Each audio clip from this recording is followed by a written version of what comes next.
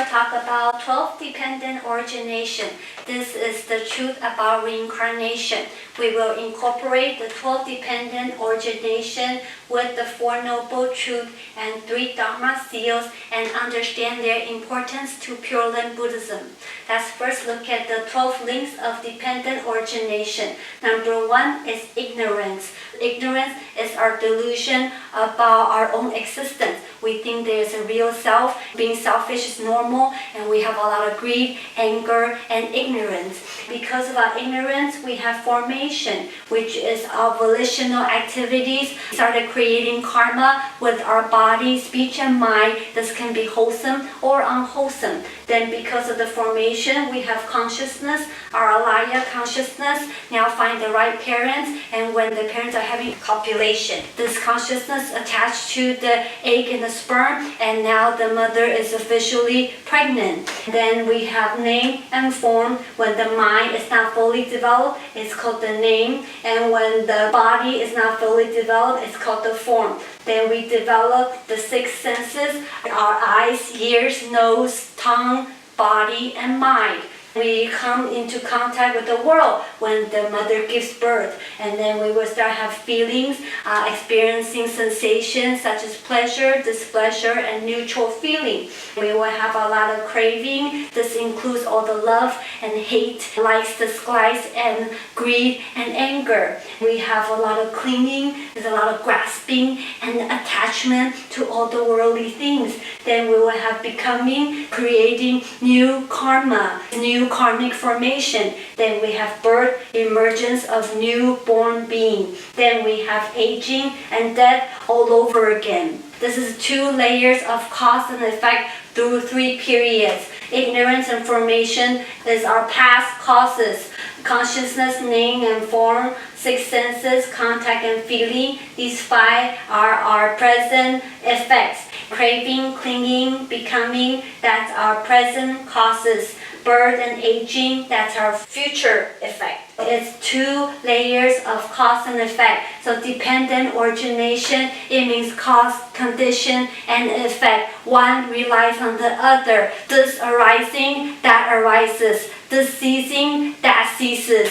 This is a cycle. If we follow the cycle, this would be called samsara. But if we reverse the cycle, it's called nirvana. When ignorance is the condition, formation arises. When formation is the condition, consciousness arises, so on and so forth. So that's going forward with this reincarnation. But if we learn Buddhism, we try to reverse the cycle. So we want to go against the current. If we don't want aging, death, don't have birth. If we don't want to have birth, don't have becoming. If we don't want to have becoming, don't have clinging. If we don't want formation, don't have ignorance. With the cessation of ignorance, formation ceases. With the cessation of formation, consciousness ceases. So on and so forth. So we want to end this reincarnation. The point of Buddhism is to reverse the samsara and reach nirvana, which means ultimate peace and liberation from afflictions.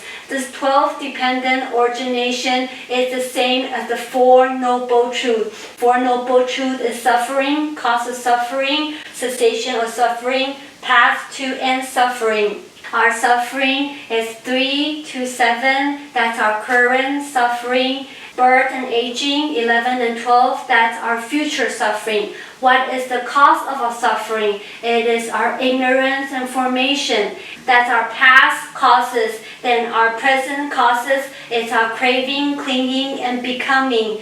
Therefore, you can see that the key is to get out of samsara, to work on the craving, clinging, and becoming. We need to stop this rope that is tying us down. In every situation, we have the right to choose. Either we follow the samsara and go with our craving, or we follow the Dharma and reach nirvana. There was a businessman who loved gold, so he worked day and night to accumulate a lot of money and a lot of gold. He was afraid that people was going to steal his gold, so he hid the gold in a big bottle and buried the bottle under the ground. In In his lifetime, he accumulated 7 bottles of gold, but because he worked too hard, he died young. After death, because of his craving for gold, he reincarnated into a poisonous snake that guarded the 7 bottles of gold. And this happened lifetime after lifetime for thousands of years,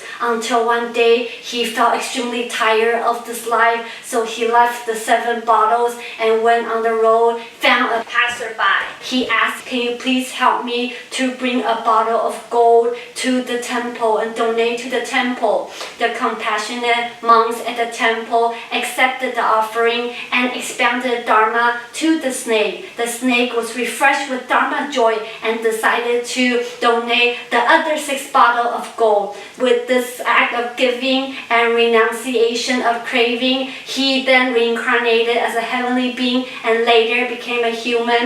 He was Shariputra, Shakyamuni Buddha's disciple who attained arhatship. So his craving was his love for gold. What is our craving? Understand what we're craving for.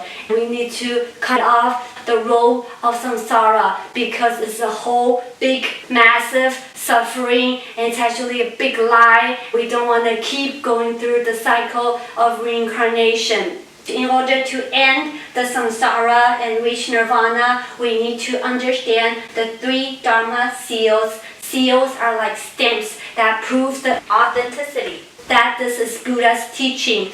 There are 3 stamps. Number 1 is impermanence. As you can see in this 12 links of dependent origination, everything is condition arising. Therefore, they're constantly changing. Nothing is stable or fixed. So impermanence is the truth. Impermanence is not a bad thing. It is only suffering because we believe that things should be permanent. We think this body should be permanent. We think relationship or our money or our wealth should be permanent. So when it changes, it becomes suffering. So accept the impermanence and use all the impermanent situation to cultivate. So when the problem arises, calmly discern what is the cause and condition that is causing today's problem.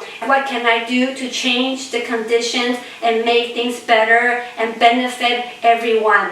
And I will be wrong if any cause of suffering arises in me, such as greed, anger, and ignorance. And I need to work diligently on my causes through my thoughts, speech, and action. With every impermanent situation, I should enhance my wisdom and compassion. So use this impermanence wisely. Then we have non-self. In the 12 links of dependent origination, you don't see an I. There's not an I. Everything is just cause and effect. This is condition arising. So in the condition arising, there's not a me. But we think there is an independent me that is independent from all the dependent origination, which is not true. The me that we think is independent, existing, that is a pseudo-self. For example, someone yelled at me and I'm upset. That's because I think there is a real Tracy that's being yelled at. But if we know it's non-self, then we'll be liberated from anger. So break the bond of self-love. It is the root source of all our delusions. See things as they are. As condition arising, there is not a me in this condition arising. When you really see the truth, you will see true equality. No one person is better than other, and I'm no better than anyone else. Everybody is equal in this condition arising. When you see this, you will have true equality and true compassion toward all beings, and then you realize everybody is together as one, because everybody is empty in essence and everyone is non-self. When we understand impermanence and non-self, we will reach nirvana. Nirvana is not death or a place. Nirvana is the cessation of afflictions. delusions. We're liberated from samsara. This is our normal state. We are originally nirvana. It's not something we're trying to get. We just need to see clearly the truth about samsara, let go of our craving and clinging. Pure Land Buddhism is the same thing. Why do we need to go to the Pure Land? Pure Land is our nirvana. We want to go to Pure Land because of our strong vow. We want to be detached from this mundane world that we keep being trapped in this cycle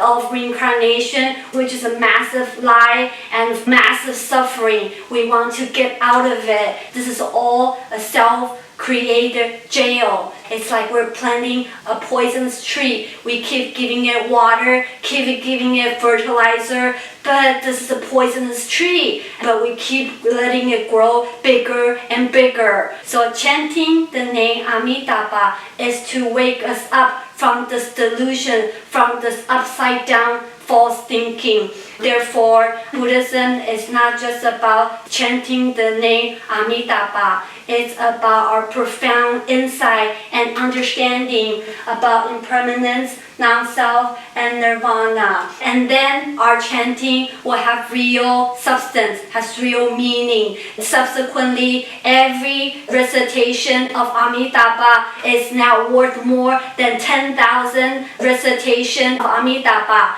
because we have true insight. Just like if I sincerely say, I'm sorry, it's better than I say, I'm sorry, but I don't mean it, and I say it 10,000 times. It's useless, right? The real chanting is to have real understanding of the Dharma and want to transform and be out of the suffering. Don't just rely on Amitabha to bless us. We need to go inside and work on ourselves to look deeply into our craving, clinging, and becoming, and cut off this rope that we created for ourselves that's entangling us. Once you're a true Pure Land practitioner, then you'll be confident. You will be going to the place of ultimate bliss, which is our nirvana. Finally, when you let go of all attachment, even to the Dharma, even to 12 dependent origination, 4 noble truths, and 3 Dharma seals,